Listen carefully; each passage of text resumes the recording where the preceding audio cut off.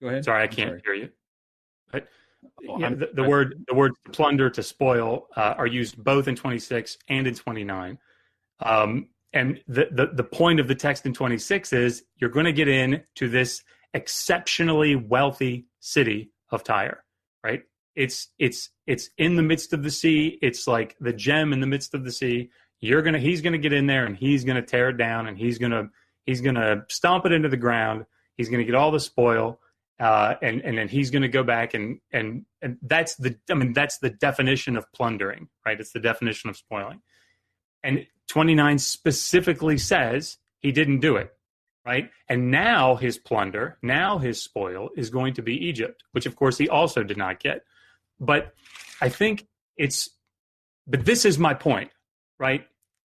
I'm gonna grant you, just to make my point, that we could somehow allow for this nuance that the Babylonian army, after 13 years, even though we have external evidence, particularly later, and contemporaneous evidence that says that he didn't get in, I'm gonna just say that meant that he got in, he got all the plunder, he got all the riches and wealth, and then spent it.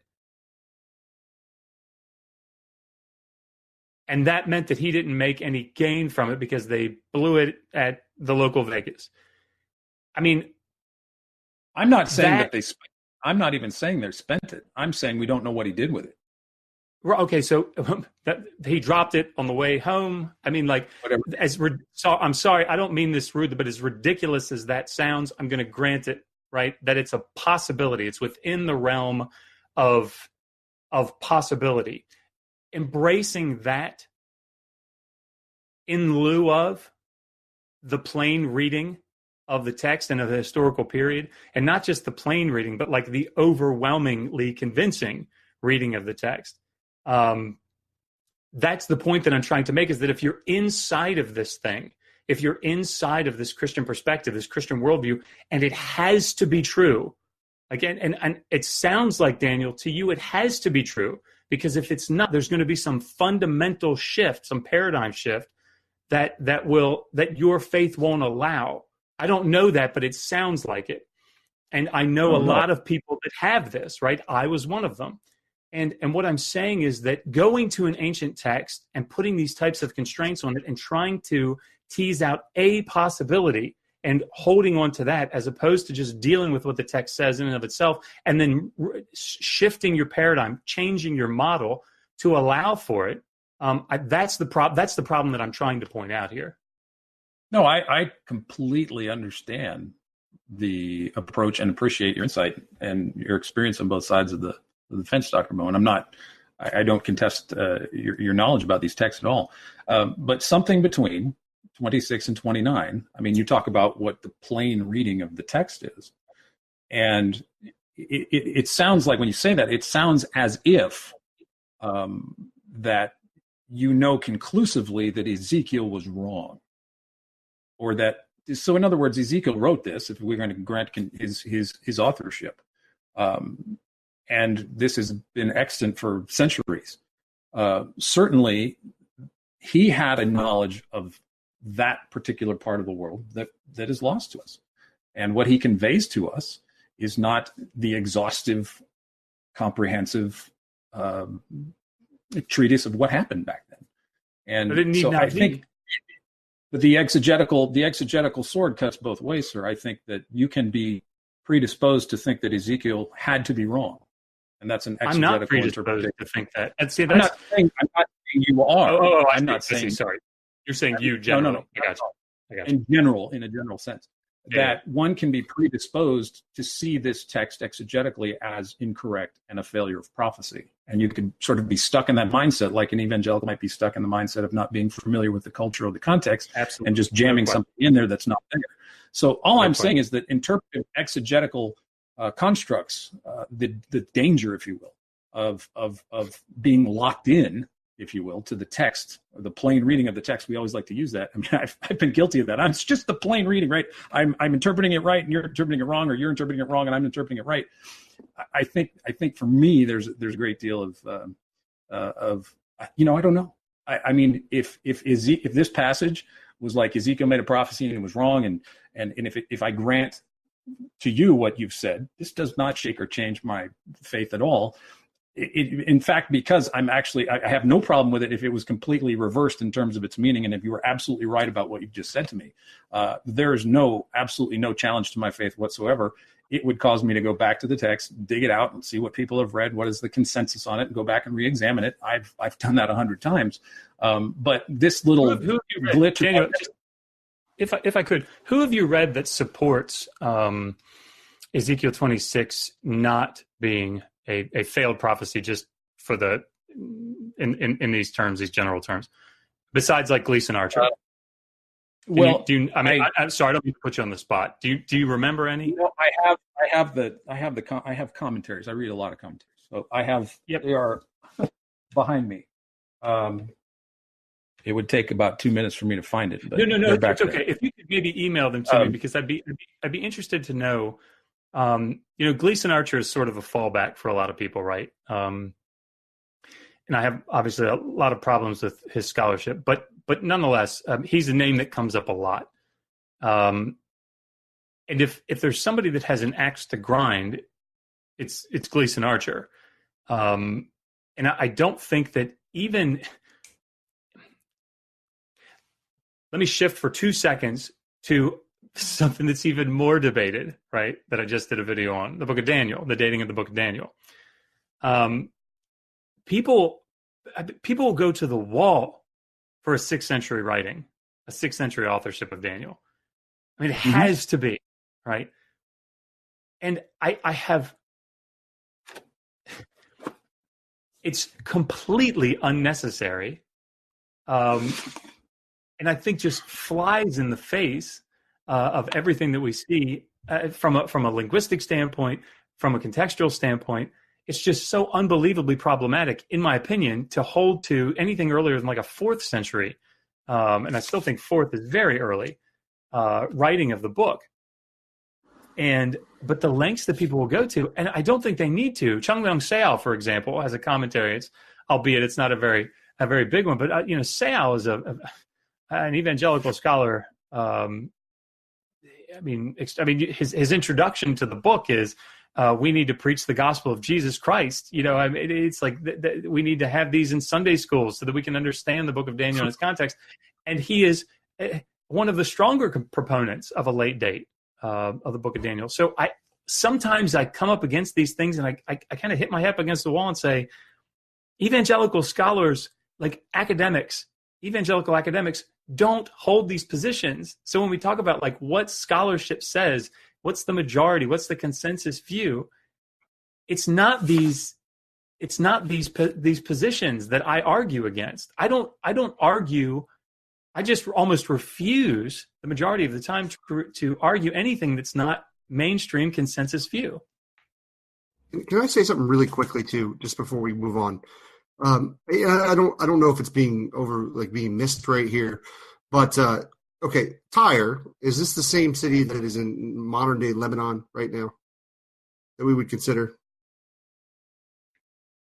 I would assume there was probably. I think so. I'm geographically. I have to go back and look. I wasn't. Yeah, it was totally prepared. Phoenicia. Now it's Lebanon. Okay, yeah. Just so to be clear. But hold on, real quick, really quickly. Just let me finish my thought here. I just want to clarify. Right now, we go back to verse 13. I will put an end to your noisy songs, and the music your harps will be heard no more. I will make you a bare rock, and you will become a place to spread fish nets. You will never be rebuilt. The city was never reduced to rubble. There obviously has been rebuilt. You guys just admitted this. That is now the city in Lebanon. So right there, the prophecy is wrong. We don't even need to go to 19. Like it said the place would be rubble. It said it would all be plundered. It said that all the singing, the voices, it said the people would be killed. Obviously, when we go to 19, it's still referring to a city being there. And it's not all rubble because people still live there. And nowadays, the city's been rebuilt. So this is a failed prophecy even on that level. Well, I think real quick, the siege of Tyre, when Alexander conquered it, he didn't raise the village, right? He didn't conquer and kill everybody, right? I mean, he basically gave them he amnesty or pardoned them in some ways, but he let them continue. It's still a viable city now in Lebanon, area in Lebanon, right? Exactly. I mean, I think he had a pretty. Yeah, go ahead. Well, I think he had a pretty. He had a. Sorry. Go ahead. I was just going to say. I mean, there was a pretty significant slaughter, and I'm not a historian of Greco-Roman history, but I understand there was a pretty significant slaughter, probably out of frustration with Alexander. But that land bridge that he built has formed over the millennia a peninsula, but it is the same. It's the same place, right? It's just there's now a peninsula that leads out to it because of what Alexander did. Right. My understanding, guys, and again, I didn't do my homework on. I would have gone more deeper into it, but as I understand it, and this is just where my understanding is. I'm not saying that my understanding means that this is the truth, but as I understand how my current structure in my head about this is that Nebuchadnezzar decimated the mainland city, but did not dislodge the island city. That Alexander later laid a siege mound to destroy the island city, and that the island part was razed completely by Alexander. So it was like 332 whenever Alexander did it. So I understand it as Nebuchadnezzar taking the mainland, and then Alexander later, a couple centuries later, taking the island city with a siege mound. That's how I. So a couple of things. So the mainland cities, that was like par for the course, right? If you read back through the history of Neo-Assyrian kings that come up against the mainland city of Tyre, Phoenicia's this, it's like this it's like this pathway down to Egypt, right? And you need to make sure that you're not leaving yourself exposed and vulnerable on the Phoenician coastline, right? So the first thing that people do when they come to this area is they take out the mainland cities.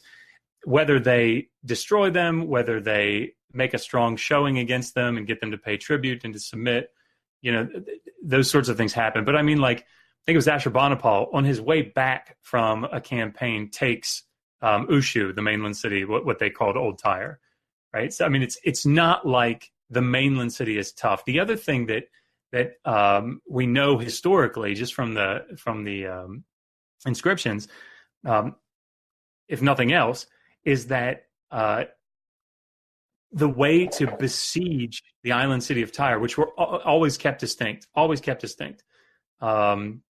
and you can see that in the inscriptions. It'll say the islands on the land, or the Tyre that's on the land, or the city that's on the land, and the city that's in the midst of the sea. Right.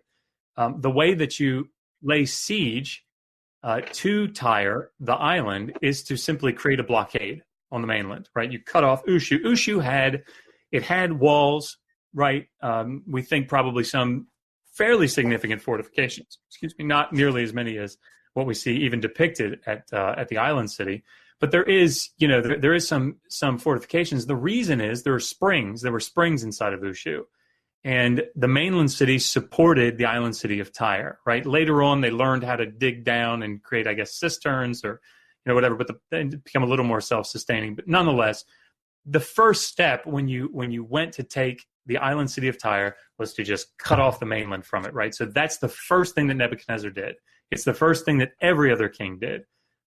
So this idea, like, it's been argued that the siege was laid against the mainland city of Ushu for 13 years. And it was laid in such a way that it allowed people to sneak out the back door for 13 years, take all their treasures and riches with them, and go to the island city. And finally, Nebuchadnezzar breaks in and goes, oh my gosh, what the hell?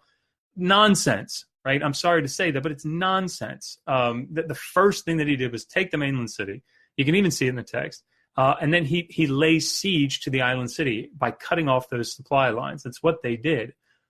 So I think that there's so much evidence in support, not only that he was laying siege to the island city for the 13 years, or the bulk of it, right?